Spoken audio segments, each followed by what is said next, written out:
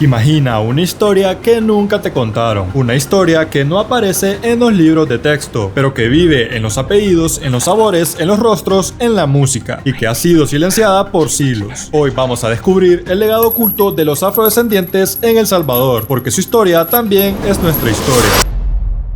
El origen de la descendencia africana se remonta a la vasta historia de África, un continente con civilizaciones avanzadas mucho antes del contacto con Europa. Los pueblos africanos que eventualmente formarían parte de la diáspora en América provenían de diversas regiones con culturas, sistemas políticos y sociedades bien estructuradas. Antes de que la trata de esclavos alterara sus destinos, estas comunidades tenían formas de organización complejas, algunas con reinos poderosos como el Imperio de Mali, el Reino de Benín o los estados Hausa, mientras que otras vivían en sociedades tribales con sistemas económicos basados en el comercio, la agricultura y la metalurgia. Durante el siglo XVI, la corona española utilizó la esclavitud como una de las principales fuentes de mano de obra en sus colonias. Los africanos fueron traídos principalmente desde regiones de África Occidental, como el actual Senegal, Nigeria, Ghana y Angola, a través del comercio transatlántico de esclavos. Eran llevados primero a puertos en el Caribe o Veracruz, en la Nueva España, y desde allí redistribuidos a distintos territorios del Imperio Español. En el caso de Centroamérica, el número de esclavizados fue menor en comparación con otras regiones debido a factores económicos y geográficos. Algunos esclavos fueron trasladados hacia el sur, principalmente a Guatemala, y desde allí continuaron hacia El Salvador. Esto ocurrió porque la Capitanía General de Guatemala administraba toda Centroamérica y era el centro de distribución de esclavos en la región.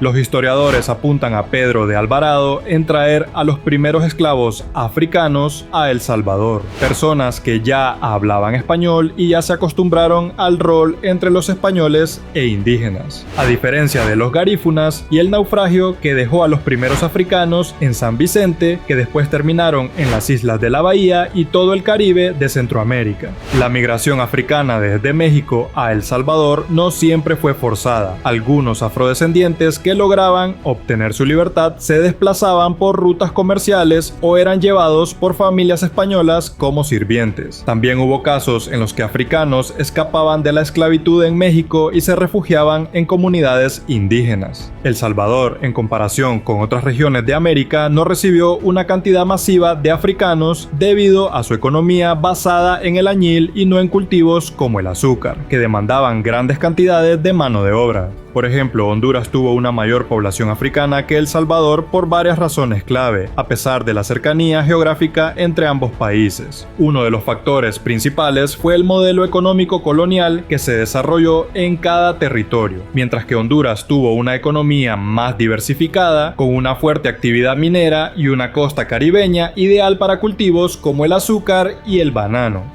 Otro factor importante fue la geografía. Honduras tiene una extensa costa en el Caribe, lo que facilitó la llegada directa de esclavos africanos a través del comercio marítimo. Además, la presencia de ingleses y otros europeos en la costa Caribe favoreció a la llegada de africanos, ya que los británicos también introdujeron esclavos en la región para trabajar en la producción de madera. Incluso el mismo gobierno salvadoreño afirmaba en 2005 que no existía población negra debido a la carencia de costas en el Caribe. Pero algunos historiadores afirman que en el caso salvadoreño los afrodescendientes llegaron al país a través del puerto ubicado en el Pacífico llamado Acajutla en 1523. Los estudiados en la materia han señalado que esta población contribuyó a la construcción de la estación del ferrocarril y otros proyectos de mano de obra forzada. Los europeos justificaron la esclavización de africanos bajo el argumento de que eran más resistentes al trabajo forzado que los indígenas, quienes morían en grandes cantidades debido a enfermedades y maltratos. Los africanos esclavizados en El Salvador eran utilizados en diversas actividades, principalmente en la producción de añil, un tinte vegetal muy valioso en el comercio colonial. El trabajo en las plantaciones de añil era extremadamente duro, ya que requería largas horas bajo el sol, exposición constante al agua y químicos naturales que podían afectar la salud. Además del añil, muchos esclavizados trabajaban en haciendas ganaderas, en la construcción de edificios coloniales o como sirvientes en casas de familias españolas acomodadas. En el siglo XVIII, muchas personas afrodescendientes ya habían sido absorbidas por la sociedad mestiza. Finalmente, en 1824, tras la independencia, se abolió oficialmente la esclavitud en todo el territorio.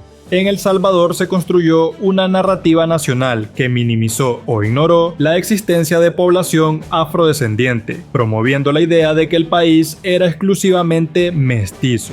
Durante el siglo XIX, las políticas de blanqueamiento adoptadas por muchos países latinoamericanos también tuvieron un impacto en El Salvador. Los libros de historia rara vez mencionaban la presencia africana en el país cuscatleco, y cuando lo hacían era de manera superficial o incidental. Estas medidas comenzaron a consolidarse principalmente con los gobiernos liberales, que buscaban modernizar el país siguiendo modelos europeos y reforzando una identidad nacional basada en la mezcla de indígenas y europeos, pero sin reconocer la influencia africana. Uno de los líderes clave en este proceso fue el presidente Rafael Saldívar, quien implementó reformas económicas y sociales para impulsar la producción de café, lo que llevó a la transformación de la estructura agraria del país. Aunque su gobierno no implementó leyes explícitas de blanqueamiento, sí promovió políticas que favorecieron la llegada de inmigrantes europeos. Posteriormente, en 1933, bajo la dictadura de Maximiliano Hernández Martínez, se promulgó un decreto que prohibía la entrada de personas de ciertas etnias al país. Aunque la justificación oficial era proteger la identidad nacional, esta medida formaba parte de una tendencia en América Latina, donde se promovía el blanqueamiento poblacional. Comunidades enteras, como las de Honduras, no existen, pero en comunidades del occidente costero salvadoreño, algunos habitantes conservan rasgos físicos y culturales que evidencian ascendencia africana, aunque muchas veces no son plenamente reconocidos como afrodescendientes debido al fuerte mestizaje.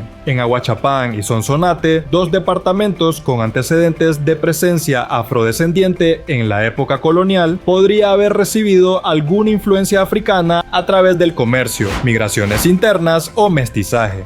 Históricamente, estas áreas tuvieron contacto con poblaciones afrodescendientes, ya sea por la llegada de esclavizados durante la colonia o por migraciones internas desde Guatemala y Honduras. De acuerdo con un censo en 2007, más de 7.000 salvadoreños se identificaron como afrodescendientes, subiendo a más de 25.000 en el censo de 2024.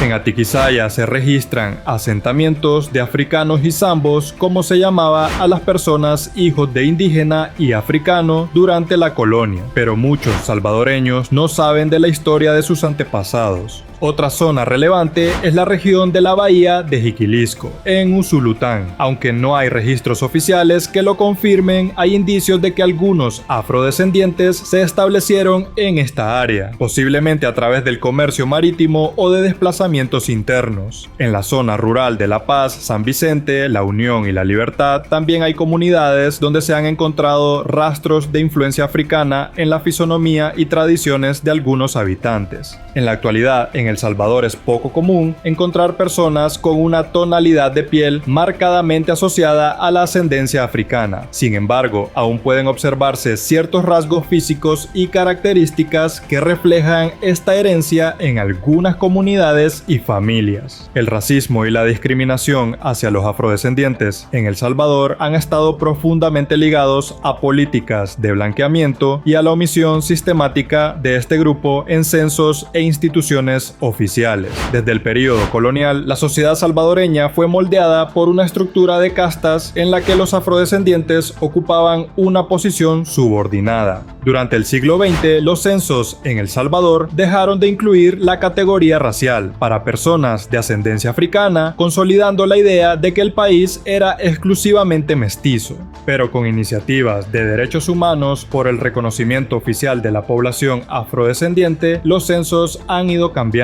El impacto de estas políticas de blanqueamiento se extiende hasta la actualidad. A pesar de que organizaciones y académicos han investigado la presencia afrodescendiente en el país, aún no existe un reconocimiento oficial significativo por parte del Estado salvadoreño. Uno de los principales motores de este movimiento ha sido la labor de historiadores y antropólogos que han desafiado la versión oficial sobre la inexistencia de afrodescendientes en el país. Entre uno de los historiadores salvadoreños que logré encontrar tenemos a Carlos Lucel Lucha, quien destaca además como el primer historiador graduado en El Salvador. En 2006 entregó su trabajo de graduación para obtener su licenciatura en Historia, donde encontré información muy importante como la siguiente. En 1443, Nuño Tristão capturó 235 negros y marcó con esto el inicio del tráfico de esclavos. Los principales puertos centroamericanos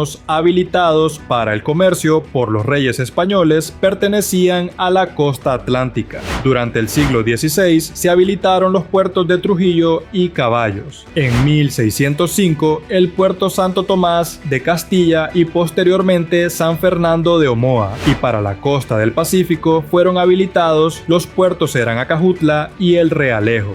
La villa de la Santísima Trinidad de Sonsonate presentaba algunas características que la hacían atractiva para el comercio peruano. Entre ellas estaba la cercanía con el puerto de Acajutla y su posición geográfica en la costa norte del Océano Pacífico. La situación geográfica de la provincia de San Salvador y la de la alcaldía de Sonsonate, ambas alejadas de los puertos de la costa atlántica de Centroamérica, influía en la poca cantidad de esclavos que llegaban a ellas. Probablemente los esclavos introducidos fueran los que no se podían vender en los mercados de la ciudad de Guatemala. Además, la poca oferta hacía que los precios pagados por ellos fuesen altos sin importar la calidad de los esclavos. Reportaba para la bula de la Santa Cruzada en 1777 una población de 20.144 personas. En este informe no se hace alusión a la población mulata. Podemos considerar que administrativamente se empieza a dar una invisibilización de la población negra y mulata que va a continuar hasta hacerla desaparecer.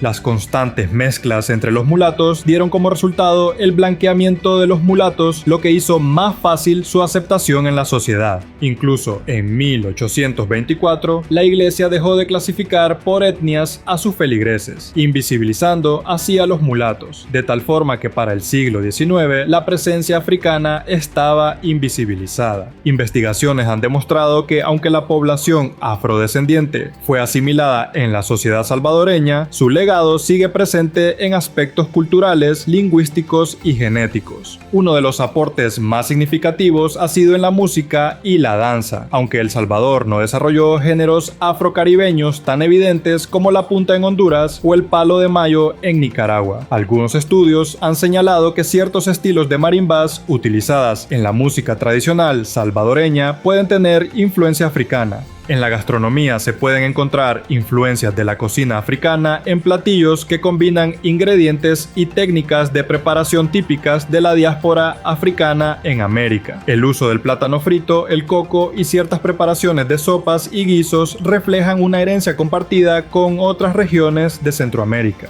En el idioma y expresiones cotidianas también hay rastros de la influencia africana. Muchas palabras y modismos que se utilizan en el habla popular salvadoreña podrían tener raíces en el español hablado por los afrodescendientes traídos al país durante la colonia. Aunque el racismo en El Salvador no es tan evidente como en otros países con una población afrodescendiente más numerosa, aún persisten expresiones discriminatorias en el lenguaje cotidiano y en la percepción social. A pesar de estos obstáculos, en los últimos años han surgido movimientos y organizaciones que buscan cambiar esta realidad. Han trabajado para exigir el reconocimiento oficial de la comunidad afrodescendiente y han luchado por la inclusión de la categoría afro en los censos nacionales. El hecho de que el tema haya empezado a ganar espacio en la conversación nacional es una señal de que la historia de los afrodescendientes en El Salvador está comenzando a ser reivindicada. La clave para el futuro radica en la educación y en la voluntad política para reconocer y proteger a esta comunidad, asegurando que su legado no vuelva a ser borrado de la historia del país. Muchas gracias por haber llegado hasta esta parte del video, y si te ha gustado el contenido puedes apoyarme con un like, y si quieres beneficios exclusivos también puedes ser miembro del canal y así nos estaremos viendo en la próxima historia.